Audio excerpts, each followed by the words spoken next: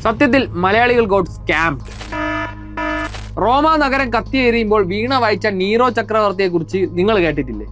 ഈ കേരളം വെള്ളത്തിൽ മുങ്ങുമ്പോൾ chicken leg കടിച്ചു പറിക്കുന്ന ഒരു മുഖ്യമന്ത്രി കേരളത്തിൽ ആദ്യമായിട്ടായിരിക്കും. കേരളം വലിയൊരു ദുരന്തത്തെ നേരിടുമ്പോൾ കേരളത്തിന്റെ മുഖ്യമന്ത്രിയെ നിങ്ങൾ ദുരന്തം നേരിടുന്ന വേളയിൽ കാര്യങ്ങൾ ഏകോപിപ്പിക്കാൻ എവിടെയെങ്കിലും ഉണ്ടാകുമെന്ന് പ്രതീക്ഷിക്കും. അതൊക്കെ പണ്ട്.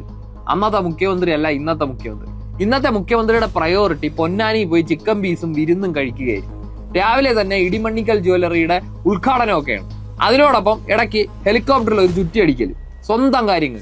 അന്നത്തെ മുഖ്യമന്ത്രി എല്ലാ പരിപാടിയും റദ്ദാക്കി ദുരിതാശ്വാസ പ്രവർത്തനങ്ങളെ ഏകോപിപ്പിച്ചപ്പോൾ ഇന്നത്തെ മുഖ്യമന്ത്രി ഒരു പരിപാടി മാറ്റിവെച്ചില്ല. എല്ലാ റവന്യൂ മന്ത്രിയെ ഏൽപ്പിച്ച് സ്വന്തം സ്വകാര്യ തിരക്കുകളും ഉദ്ഘാടനങ്ങളായി നടക്കും. എന്നാൽ കേരളത്തിൽ റവന്യൂ വകുപ്പുണ്ടോ, പ്രവർത്തിക്കുന്നുണ്ടോ? ഇല്ല. ഇന്നലെ നമുക്ക് ഒരുമിച്ച് ഇറങ്ങാമെന്ന് എല്ലാവരും ദുരിതാശ്വാസ പ്രവർത്തനങ്ങൾക്ക് ഇറങ്ങണമെന്നും പറയാൻ പിണറായി വിജയൻ എന്ന പ്രതിപക്ഷ നേതാവ് തന്നെ രംഗത്ത് വന്നു. എന്തിനാണ് കേരളത്തിന് ഇങ്ങനൊരു മുഖ്യമന്ത്രി? കേരളം വെള്ളത്തിൽ മുങ്ങുമ്പോൾ വിരുന്ന് നടത്തുന്ന ഒരു മുഖ്യമന്ത്രി കേരളത്തിന് ആവശ്യമുണ്ടോ?